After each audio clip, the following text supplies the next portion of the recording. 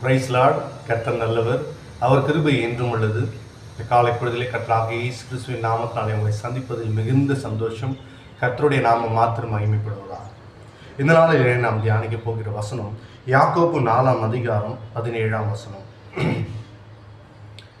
ஆதலால் ஒருவன் நன்மை செய்ய அறிந்தவனாய் இருந்தும் அதை செய்யாமற் போனால் அது அவனுக்கு பாவமாய் இருக்கும்.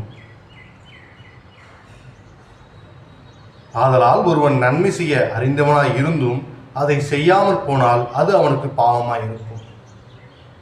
இது என்னங்க லாஜிக்கு? நன்மை செய்ய அறிந்திருக்கிறதே ஒரு பெஸ்ட் குவாலிட்டி தான்.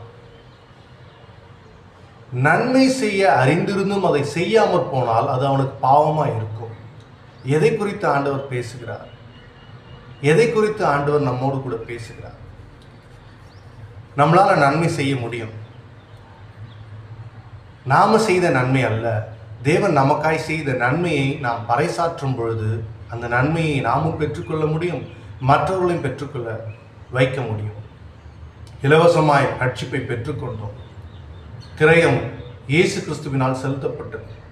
தம் ஒரே பேரான குமாரனையே தேவன் நமக்காய் பூமியில் அனுப்பி அவரை பலியாய் கொடுத்து நம்மை மீட்டுக் கொண்டார். இலவசமாய் பெற்றுக்கொண்டோம்.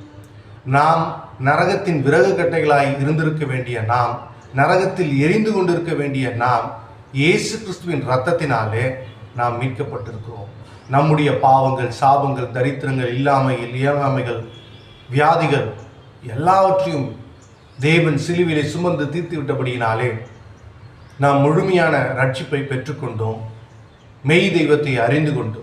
இந்த மெய் தெய்வத்தை அறியாமல் இருக்கக்கூடியவர்களுக்கு நாம் செய்யக்கூடிய நன்மை என்னவெனில், நாம் பெற்றுக்கொண்ட இந்த அன்பின் திரியேக தேவனை அறிக்கை செய்து அவர்களுடைய வாழ்க்கையிலே மெய் தெய்வத்தினுடைய விடுதலையும் வெற்றியையும் அவர் எவ்வளவாய் மனிதனை நேசிக்கிறார் என்பதை நாம் எடுத்து சொல்ல தவறும் பொழுது அது நமக்கு பாவமாய் மாறிவிடுகிறது.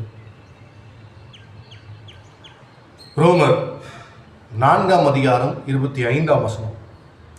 அவர் நம்முடைய பாவங்களுக்காக ஒப்பு கொடுக்கப்பட்டும் நாம் நீதிமான்கள் ஆக்கப்படுவதற்காக எழுப்பப்பட்டும் இருக்கிறார். இந்த சத்தியத்தை தாங்க நான் சொல்றேன்.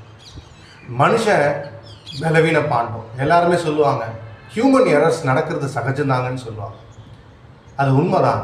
ஆனால் அந்த பாவத்திலே அவன் அப்படியே விழுந்து மடிந்து போக வேண்டிய அவசியம் இல்லை. குற்ற உணர்வோடு வாழ்க்கையை மாற்றிக்கொள்ள முடியாமல் தவித்து, சரி ரைட் விடு, நான் பாவத்தில் விழுந்துட்டேன், இங்கே யார் நல்லவன், நான் தொடர்ந்து பாவத்திலே வாழ்ந்துக்கிறேன், அது என்னவோ பார்த்துக்கலாம் அப்படின்ற ஒரு மனநிலைக்குள்ளே போய் அந்த பாவத்தினால